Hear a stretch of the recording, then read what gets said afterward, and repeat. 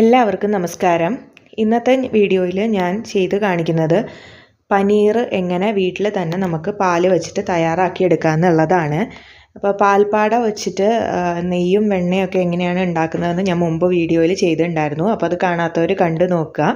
ഇന്ന് നമുക്ക് പാൽ വെച്ചിട്ട് പനീർ എങ്ങനെ വീട്ടിൽ തയ്യാറാക്കുക എന്നുള്ളത് നോക്കാം. വീഡിയോയിലേക്ക് പോകുന്നതിന് മുമ്പ് ആദ്യമായിട്ട് ചാനൽ കാണുന്നവരുണ്ടെങ്കിൽ മറക്കാതെ സബ്സ്ക്രൈബ് ചെയ്യുക. വീഡിയോ ഇഷ്ടമായാൽ ലൈക്കും ചെയ്യുക. അപ്പം ഞാൻ ഇന്നിവിടെ പനീർ ഉണ്ടാക്കാനായിട്ട് എടുത്തിരിക്കുന്നത് 2 ലിറ്റർ പാലാണ്.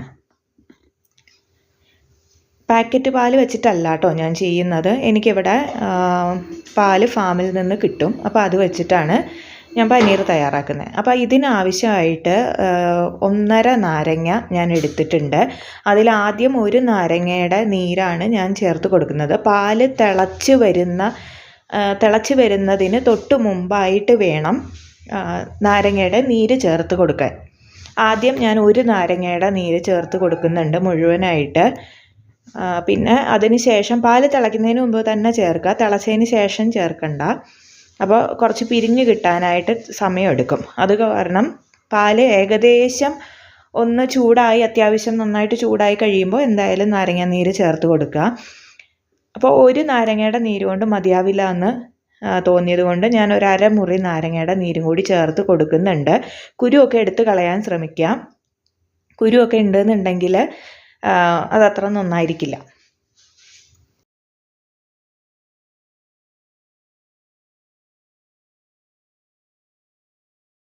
തന്നെ കുരുവൊക്കെ എടുത്ത് മാറ്റുക കേട്ടോ. അപ്പം ഞാൻ 1.5 നാരങ്ങയുടെ നീര് ഇതിൽ ചേർത്ത് കൊടുത്തു കഴിഞ്ഞപ്പോൾ പാല് പിരിഞ്ഞു. നമുക്ക് കാണാം പാല് നന്നായിട്ട് പിരിഞ്ഞിട്ടുണ്ട്. നാരങ്ങയുടെ നീര് ചേർത്ത് കൊടുത്തു കഴിഞ്ഞാൽ നന്നായിട്ട് ഇളക്കുകയും ചെയ്യുക, അതോടൊപ്പം തന്നെ ലോ ഫ്ലെയിമിലാക്കി വെക്കുകയും ചെയ്യാം. അപ്പോൾ അത് തയ്യാറായി കഴിഞ്ഞ് നല്ല വൃത്തിയുള്ള ഒരു തുണി എടുക്കുക.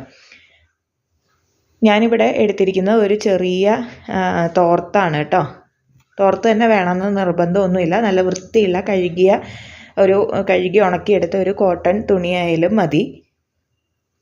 അതിലേക്ക് നമ്മൾ തയ്യാറാക്കി വെച്ചിരിക്കുന്ന ആ പാല് പിരിഞ്ഞത് ഫുള്ള് ഇതിലേക്ക് ഒഴിച്ചു കൊടുക്കുക. അടിയിലൊരു അരിപ്പ വെച്ചിട്ടുണ്ട്. അപ്പോൾ വലിയ അരിപ്പ തന്നെ വേണമെന്നില്ല, ചെറിയ അരിപ്പയായാലും ചെറിയ അരിപ്പയായാലും കുഴപ്പമൊന്നുമില്ല.